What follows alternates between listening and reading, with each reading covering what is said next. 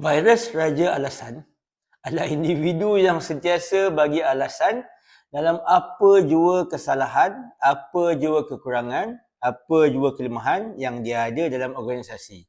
Kadang-kadang alasannya logik, kadang-kadang alasannya menyebabkan hati kita ni terbakar bila mendengarnya. Asyik-asyik alasan. Alasan, alasan, alasan. Geng, Tok Cara di sini.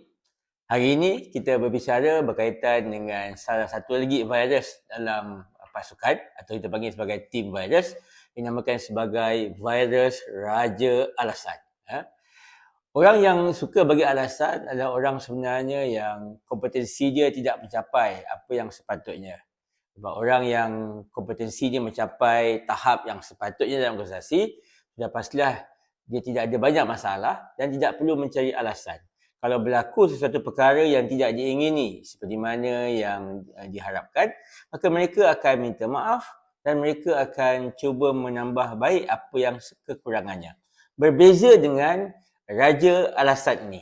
Raja Alasan ini segala perkara dia akan salahkan untuk menunjukkan diri dia yang benar ataupun dia menjadi mangsa terhadap satu keadaan. Dia boleh salahkan internet, dia boleh salahkan sistem, dia boleh salahkan orang lain dan dia akan gunakan 1001 punca untuk menunjukkan dia tidak bersalah tapi orang lainlah yang bersalah.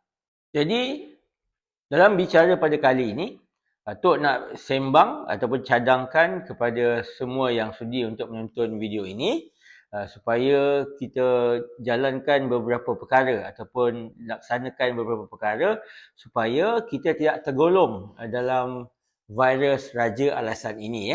Baik, yang pertama, kita kena tukar mindset kita daripada memberikan alasan kepada berbentuk tindakan. Contoh, kita bagi alasan sistem slow kan.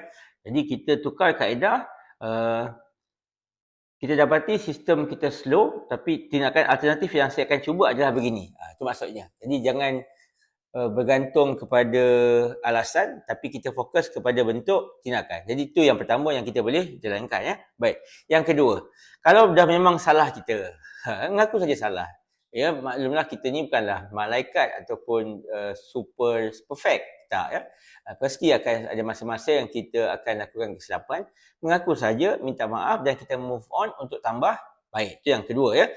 Yang ketiga, dalam suatu tugasan, ini kalau kita dalam konteks leadership lah, pastikan sesuatu tugasan itu jelas siapa ownership kepada tugasan tersebut.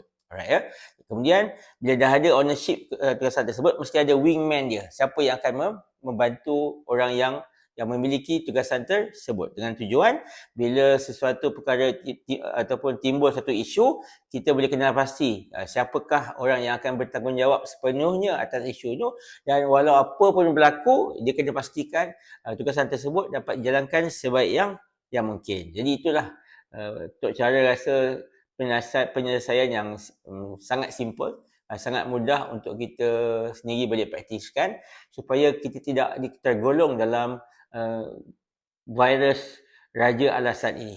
Ingat kita kerjalah sebaik yang mungkin.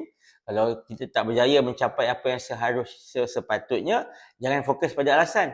Fokus kepada penambahbaikan ataupun gerak kerja yang kita boleh tambah baik. Jangan jadikan kita ni sebagai salah seorang Raja Alasan. Alright, itu sahaja untuk perkongsian pada kali ini. Terima kasih banyak-banyak. Moga-moga ada keberkatan insya-Allah. Assalamualaikum warahmatullahi wabarakatuh. Bye-bye.